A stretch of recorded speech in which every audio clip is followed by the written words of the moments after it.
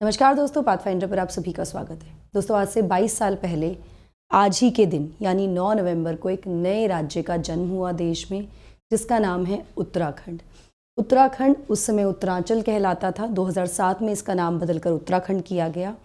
मैं आपको बता दूं, उत्तराखंड था यूपी, उत्तर प्रदेश का ही एक भाग, उत्तर प्रदेश का हिली एरिया, जिसको अलग राज्य का दर्जा दिलाने के लिए या अलग राज्य की जो मांग है, कब से शुरू हुई, कहाँ से शुरू हुई, कितना लंबा ये स्ट्रगल रहा, आज के सेशन में हम उसी के बारे में बात करने वाले हैं। तो चलिए शुरुआत करते हैं सेशन की। Uttarakhand foundation day, the long struggle for the hill state. जैसा कि मैंने आपको बताया, एक पहाड़ी क्षेत्र था ये जो अलग हुआ फ्रॉम द प्लेन। इसी के बारे में डिटेल में बात करते हैं आज हम। बिफोर मूविंग फॉरवर्ड, आप मुझे फॉलो कर सकते हैं इन दोनों टेलीग्राम चैनल्स पर दोस्तों, for all my class update schedules and PDFs. इस सेशन पर आपको, इस वाले चैनल पर आपको मिल जाएंगी पीडीएफ्स क्लास की। आप मुझे अनअकैडमी ऐप पर भी फॉलो कर सकते हैं मेरी सभी special class and plus courses के लिए। एनरोल करने के लिए आपको मेरा कोड यूज़ करना होता है NDLive10। ये कोड आप एज अ रेफरल कोड भी यूज़ कर सकते हैं सब्सक्रिप्शन के समय पर, एंड यू कैन अवेल 10% का flat discount as of now. साथ साथ मेरी पर्सनल गाइडेंस आपकी प्रिपरेशन में अगर आप मेरा कोड यूज़ करते हैं तो। चलिए, 9 नवंबर 2000, जैसा कि मैंने आपको बताया, 22 साल पहले उत्तराखंड बन गया था देश का 27वां राज्य। जो फॉर्मेशन हुई है स्टेट की, जिस तरह से ये स्टेट बना, उसके पीछे बहुत लंबी एक सामाजिक और राजनीतिक संघर्ष की कहानी है। अगर इसकी डिमांड की हम बात करें कि कब से इसकी शुरुआत हुई, तो जो पहली डिमांड्स थी इसको लेकर के एक अलग राज्य होना चाहिए उत्तराखंड, वो अर्ली 19th सेंचुरी में देखने को मिलती है, आज़ादी से भी काफ़ी पहले। वहीं उत्तराखंड एक सेपरेट एंटिटी या उसको दर्जा जो मिला राज्य का, या अलग राज्य जो वो बना in the beginning of the 21st century. तो आप देख सकते हैं कि कितना लंबा संघर्ष रहा उत्तराखंड राज्य के निर्माण के लिए। इस दिन को तभी सेलिब्रेट किया जाता है उत्तराखंड स्टेट फाउंडेशन डे या फिर उत्तराखंड दिवस, हर साल 9 नवंबर को। मैं आपको बता दूं, 2016 में जब हरीश रावत मुख्यमंत्री थे राज्य के, तो उन्होंने कॉन्स्टिट्यूट किया था उत्तराखंड रत्न, जो कि 2 हाईएस्ट सिविलियन अवार्ड्स में से एक हाईएस्ट सिविलियन अवार्ड है राज्य का। प्री इंडिपेंडेंस चलते हैं अब 19वीं शताब्दी में चलते हैं, जहां से संघर्ष शुरू हुआ। तो आज़ादी से भी बहुत पहले 1815 में ही ये संघर्ष की शुरुआत हुई। ये बताया गया है by prominent Uttarakhand historian Shekhar Pathak. वो लिखते हैं अपने एक आर्टिकल में, जो 1999 का उनका एक आर्टिकल था, which is beyond N autonomous state, background and preliminary analysis of Uttarakhand movement.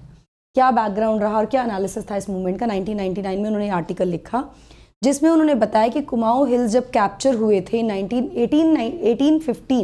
1815 में बाय ईस्ट इंडिया कंपनी, जब कुमाऊं हिल्स को कैप्चर कर लिया गया था, तभी से स्पेशल राइट्स या कंसेशंस की इस क्षेत्र के, मतलब क्षेत्र में और उसके लोगों के लिए डिमांड्स आने लगी थी। क्योंकि एक हिली क्षेत्र है, पहाड़ी क्षेत्र है, तो यहाँ की जो रिक्वायरमेंट है वो अलग है फ्रॉम द प्लेन्स, जिसको ध्यान में रखते हुए इस तरह की डिमांड्स शुरू हो गई थी इन 1815 ओनली। छोटे छोटे मूवमेंट्स और पब्लिक डिस्कशन होते रहे, बनते रहे, चलते रहे आगे, फॉर मोर ऑटोनॉमी की, उनको थोड़ी और पावर मिलनी चाहिए, स्पेशल राइट्स मिलनी चाहिए। 3 मुख्य रीजन्स, गढ़वाल कुमाऊं अभी भी जो हैं राज्य के 2 मेजर डिविजन्स हैं, ठीक है, कुमाऊनी क्षेत्र और गढ़वाली क्षेत्र, along with the Dehradun valley. इन तीनों क्षेत्रों से ये डिमांड्स रेगुलर बेसिस पे चलती रही, आती रही, डिस्कशंस भी होते रहे। और ये तीनों ही क्षेत्र, मतलब अगर उत्तराखंड को मोटा मोटा डिवाइड किया तो इन 3 क्षेत्रों में डिवाइड किया था।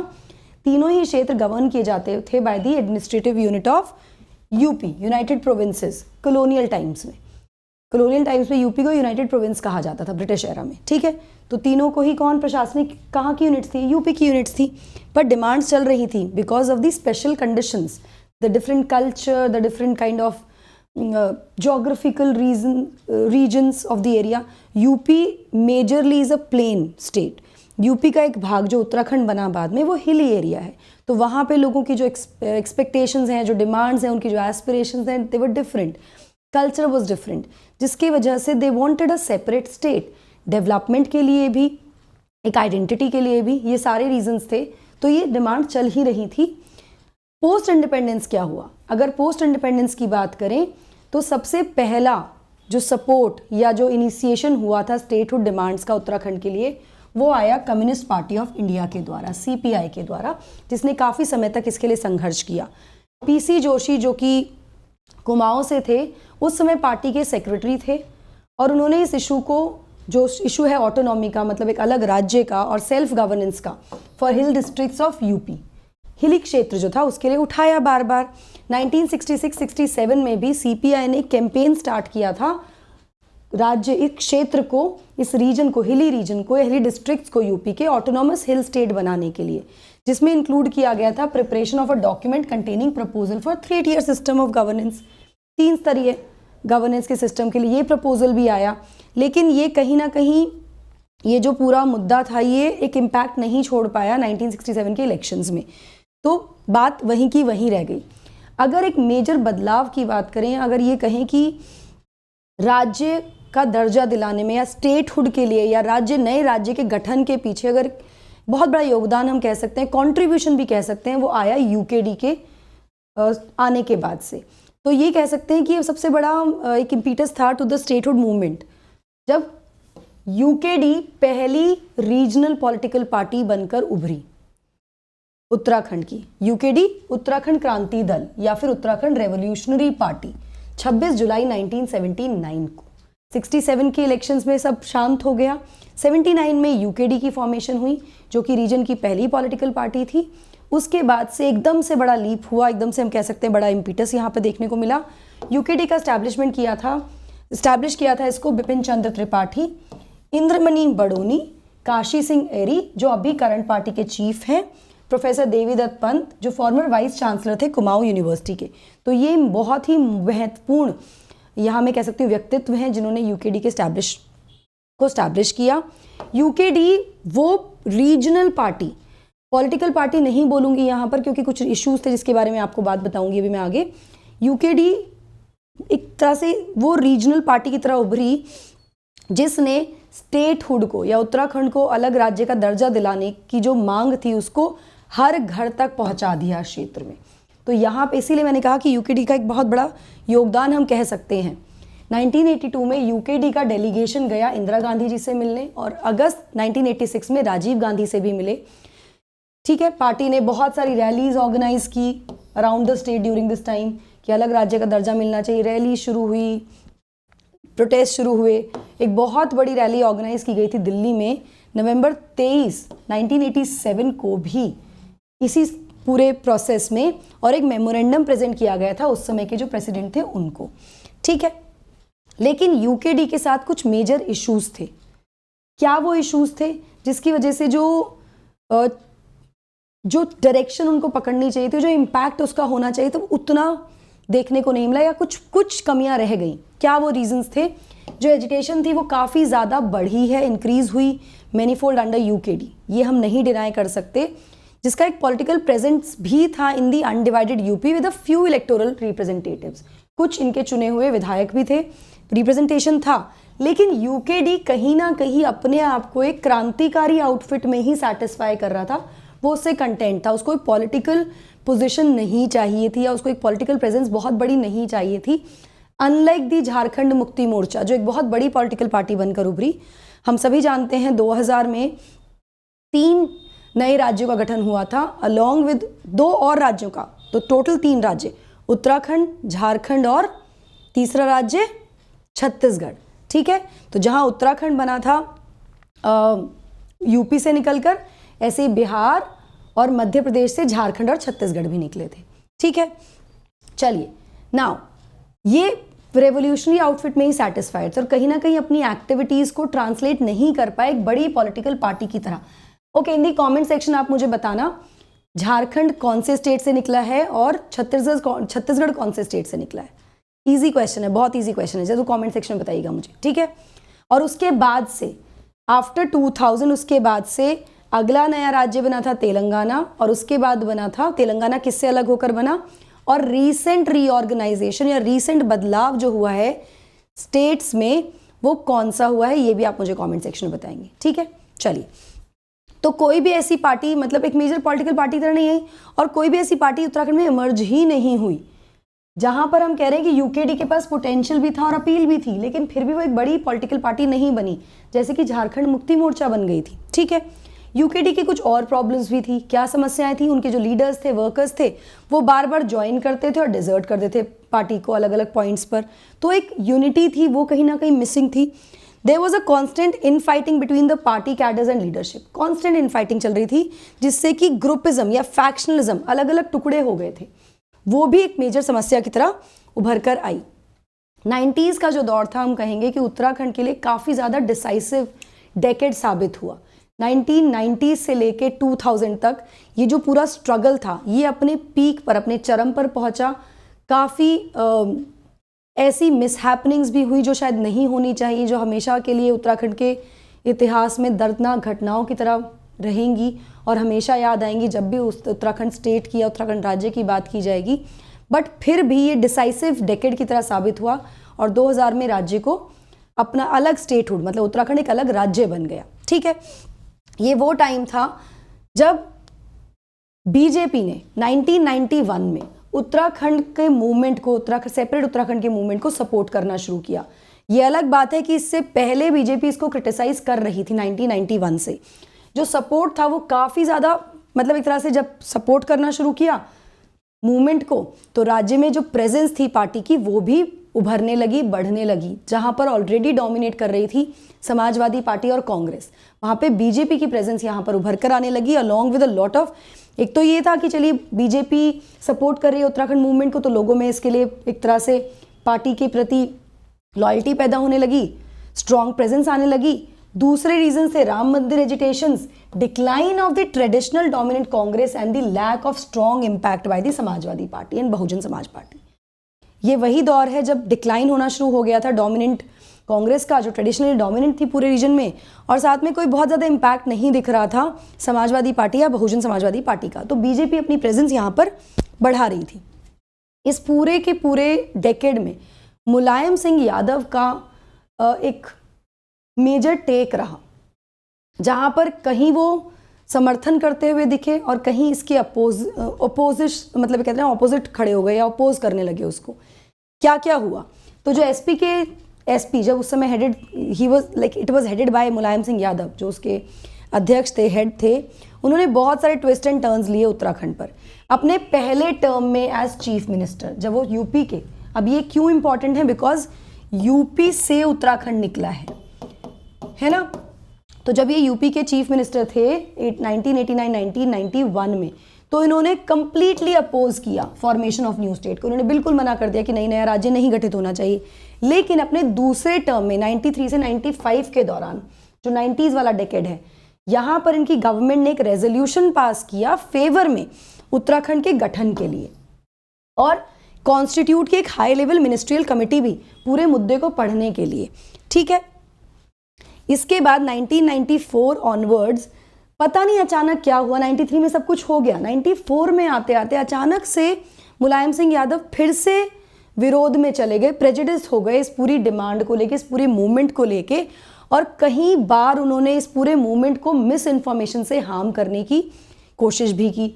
अपार्ट फ्रॉम दिस, इसके साथ साथ उन्होंने एक और, मैं कहूँगी, मुद्दा बनाया, बहुत बड़ा एक इशू एक डिक्लेयर किया, 27% reservation in the government jobs and educational seats for OBC 1994 में। अब इन्होंने क्या किया, ऑलरेडी SC/ST रिजर्वेशन था, 27% रिजर्वेशन डिक्लेयर कर दिया ओबीसी के लिए, जिससे टोटल रिजर्वेशन जो गवर्नमेंट जॉब्स थे और एजुकेशनल इंस्टीट्यूशंस थे वो बढ़कर हो गया 50% यूपी में। इससे कुछ मुद्दे और ज़्यादा एग्रीवेट हुए। वहीं मैं आपको बता दूं, इसी समय CPI कंटिन्यूली रही अपनी सपोर्ट को लेकर, उन्होंने कंटिन्यू किया इस पूरे मूवमेंट को, और उनके जो जनरल सेक्रेटरी थे इंद्रजीत गुप्ता, उन्होंने बिल भी प्लेस किया उत्तराखंड स्टेटहुड को लेकर के संबंध में पार्लियामेंट में। 1998 की बात है। चलिए रिजर्वेशन पे आ जाते हैं वापस से। रिजर्वेशन का जो मुद्दा था, जो 1994 में 27% रिजर्वेशन दिया गया, उससे इस पूरे मूवमेंट को एक तरह से एस्केलेट कर दिया, इस एजिटेशन को और ज़्यादा बढ़ा दिया। रीज़न क्या था? रीज़न ये था, उत्तराखंड के जो हिली डिस्ट्रिक्ट्स थे, वहाँ पर majority of population was from the upper caste. तो रिजर्वेशन से वो प्रभावित हो रहे थे। तो ये जो पूरा का पूरा उत्तराखंड राज्य का जो मुद्दा था, ये एक एंटी रिजर्वेशन एजिटेशन में भी उभर कर आ गया, जिसकी वजह से दिल्ली चलो जैसी रैलियां हुई और दिल्ली चलो के नारे लगने लगे, लोग दिल्ली की तरफ जाने लगे, कूच करने लगे। और इस पूरे घटनाक्रम में कुछ बहुत ही दुखद घटनाएं हुई, जैसे कि बहुत वायलेंट क्लैशेस देखने को मिले between the protesters and the police, जिसमें फायरिंग भी इंक्लूडेड थी इन खटीमा, मसूरी एंड मुजफ्फरनगर। और ये सिर्फ मैं थोड़ा सा आपको यहाँ बता रही हूँ, मैं डिटेल्स यहाँ पर आपको बता ही नहीं रही हूँ इसकी। It was a very very very violent clashes, बहुत कुछ गलत यहाँ पर इन क्लैशेस में हुआ।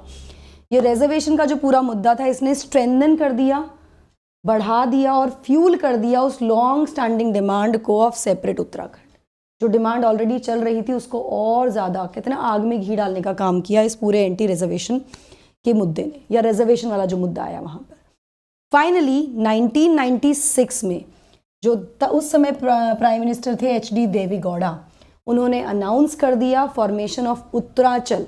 उस समय इसको उत्तरांचल के नाम से जाना जाता था, जिसको बाद में उत्तराखंड बनाया गया। 2007 में उसका नाम बदल के उत्तराखंड कर दिया, which was also a traditional way to of referring Uttarakhand को, पहले उत्तर का खंड उत्तराखंड है ना। On the occasion of independence day celebration at red fort, 15 अगस्त को उन्होंने अनाउंस कर दिया सेपरेट स्टेट के फॉर्मेशन के लिए। इसके बाद आई बीजेपी गवर्नमेंट 1998 में, जो अटल बिहारी वाजपेयी लेड गवर्नमेंट थी। उन्होंने उत्तरांचल बिल को भेजा यूपी गवर्नमेंट के पास। मतलब प्रेसिडेंट भेजते हैं, क्या होता है मैं आपको बताऊंगी, अभी पूरी प्रक्रिया क्या होती है, कॉन्स्टिट्यूशनल प्रोविजन क्या है वो बताऊंगी। Following which the legislation was passed with 26 amendment by the state assembly. जो ये प्रपोजल भेजा गया, बिल भेजा गया, इसको 26 अमेंडमेंट के साथ स्टेट की असेंबली ने पारित किया। इसके बाद इस बिल को पार्लियामेंट में पारित किया गया, राष्ट्रपति का अप्रूवल मिला और एक नया राज्य एग्जिस्टेंस में आ गया एज उत्तरांचल ऑन 9 नवंबर 2000 में। इस पूरी प्रक्रिया के बाद this is how Uttaranchal was formed. Constitutional provisions क्या हैं किसी नए राज्य के गठन के लिए?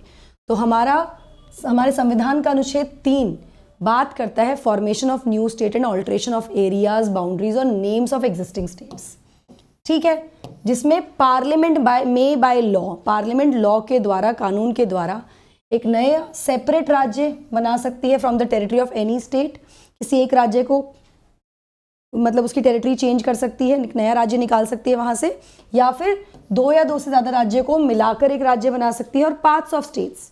ठीक है, और by uniting any territory of to a part of any state, increase the area of state, diminish the area of any state, alter the boundary, alter the name of the state. Article 3 ऐसा अधिकार देता है parliament को हमारे। लेकिन आपके दिमाग में क्वेश्चन आना चाहिए कि उत्तरांचल बिल को यूपी गवर्नमेंट के पास क्यों भेजा गया जब पार्लियामेंट को ये करना है?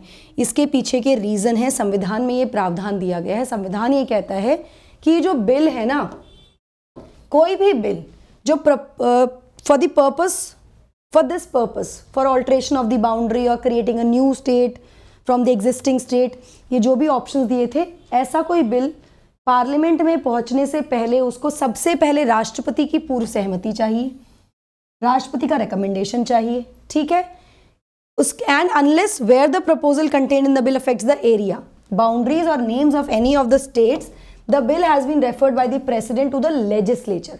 उसके बाद ये बिल लेजिस्लेचर के पास जाता है, उस राज्य के, जिस राज्य की बाउंड्री, नेम या उसका एरिया डिमिनिश करना है या बढ़ाना है, जो भी किया जा रहा है, उस राज्य के लेजिस्लेचर में बिल जाता है उनके व्यू जानने के लिए कि वो क्या चाहते हैं, वो येस या नो कर रहे हैं। जैसे उत्तराखंड के केस में यूपी जब लेजिस्लेचर ये बिल पहुंचा तो 26 अमेंडमेंट्स करके वापस पार्लियामेंट में ये बिल आया था। ठीक है, नाउ एक कंडीशन है, जो भी डिसीजन, जो भी स्टेट लेजिस्लेचर इस पे हाँ कर रहा है, नहीं कर रहा है, संशोधन कर रहा है, वो सब एक स्पेसिफाइड टाइम पीरियड में करने होते हैं जो राष्ट्रपति डिसाइड करते हैं इन द रेफरेंस और within such further period as the president में अलाउ, और जितना भी टाइम राष्ट्रपति दे रहे हैं and the period so specified और अलाउड हैज एक्सपायर्ड, तो वो एक्सटेंड भी कर सकते हैं। यहाँ मैं आपको बता दूं, ऐसा सब होने के बाद सिंपल आर्टिकल 3 में प्रावधान, राष्ट्रपति के रिकमेंडेशन से बिल आएगा, राष्ट्रपति उस प्रपोजल को लेजिस्लेचर के पास भेजेंगे, राज्य स्टेट लेजिस्लेचर के पास, जिस राज्य के बाउंड्री में, नाम में, या उसको मतलब 2 राज्य बन रहे हैं, उसके ऑल्टर किया जा रहा है, उससे सहमति तो नहीं कहूँगी, उससे उसके व्यू पॉइंट जानने के लिए, राज्य के व्यू पॉइंट, राज्य लेजिस्लेशन के व्यू पॉइंट जानने के लिए, बेसिकली स्टेट असेंबली क्या चाहती है, क्या कहना चाहती है, ठीक है। टाइम फ्रेम होता है, टाइम फ्रेम राष्ट्रपति के हाथ में होता है, कॉन्स्टिट्यूशन में कोई भी स्पेसिफिक टाइम नहीं दिया। उसके बाद ये बिल वापस पार्लियामेंट आता है। अब parliament can take into the suggestions और can deny the suggestions, that is exclusive power of the parliament. Parliament जो सजेशंस आए हैं राज्य से वो ले भी सकती है, नहीं भी ले सकती है, और अपने आप इस बिल को प्रॉपर तरीके से प्रोसेस करके पारित करेगी। दोनों सदनों से पारित होगा, उसके बाद राष्ट्रपति की सहमति के लिए जाएगा, राष्ट्रपति की सहमति के बाद ये पास होगा, और बिल अगर राज्य जैसे यूपी से उत्तराखंड बना तो उत्तराखंड बन जाएगा, ऐसा ही हुआ, ठीक है। यहाँ पर स्टेट के पास भेजा जाना ज़रूरी है, लेकिन स्टेट की सहमति या असहमति या उनके जो भी व्यूज़ हैं उनको फॉलो करना या उनके अकॉर्डिंग चेंजेस लाना ये कंपलसरी यहाँ पर नहीं है, ये मैं आपको बता दूँ। आर्टिकल 3, इस संबंध में मैं ऑलरेडी एक सेशन ले चुकी हूँ स्टैटिक पॉलिटी सेशंस में, जहाँ पे मैंने यूनियन एंड स्टेट्स मैंने आपको कराया पार्ट 1, वहाँ मैंने आपको आर्टिकल 3 बहुत डिटेल में समझाया। एक बार जाकर प्लेलिस्ट में वो आप सेशन देख सकते हैं, तो आपको क्लैरिटी आ जाएगी, ठीक है। चलिए, अनअकैडमी सब्सक्रिप्शन लेने के लिए आपको दोस्तों मेरा कोड यूज़ करना होता है NDLive10 टू अवेल 10% डिस्काउंट, या जो भी डिस्काउंट चल रहा है प्लेटफॉर्म पे आप सभी सब्सक्रिप्शंस के लिए अवेल कर सकते हैं। यहाँ पर आपको मेरी गाइडेंस भी मिल जाएगी। बैचेस ऑलरेडी शुरू हो चुके हैं हमारे, अभी जाकर एनरोल कीजिए। डिस्क्रिप्शन बॉक्स में सारी डिटेल्स गिवन है। Compete which is now live, यहाँ पर आप देख सकते हैं कि आप कहाँ स्टैंड कर रहे हैं in the competition, along with a chance to win a lot of prizes here. इसके साथ साथ UCSC विच इज़ ऑन 13 नवंबर, यहाँ पर you have an option to meet and greet with an IAS officer, जो टॉप 5 रैंकर्स होंगे, along with winning a lot of prizes and scholarship also. Enrol करने के लिए आपको सिर्फ मेरा कोड यूज़ करना है NDLive10। डिस्क्रिप्शन बॉक्स में डिटेल्स हैं, go check now. EMI option is also available on the platform, वो भी आप एनरोल देख सकते हैं। मेंस टेस्ट सीरीज ज्वाइन कर सकते हैं, बहुत सारे बेनिफिट्स होंगे। लास्ट माइल जो कि फ्री इंटरव्यू गाइडेंस होगा 2022 के लिए, जहां पर आपको डैफ एनालिसिस, मॉक इंटरव्यू के साथ साथ current affair classes, special classes, state specific classes भी मिल जाती हैं। साथ में डाउट ब्राउज फीचर भी आप अवेल कर सकते हैं with these 3 simple steps. I hope आप सबको सेशन पसंद आया होगा। Don't forget to like, share and subscribe to the channel. Also hit the bell icon so that you get notifications about a latest update. एंड उत्तराखंड दिवस की सभी को बहुत बहुत शुभकामनाएं। Thank you so much.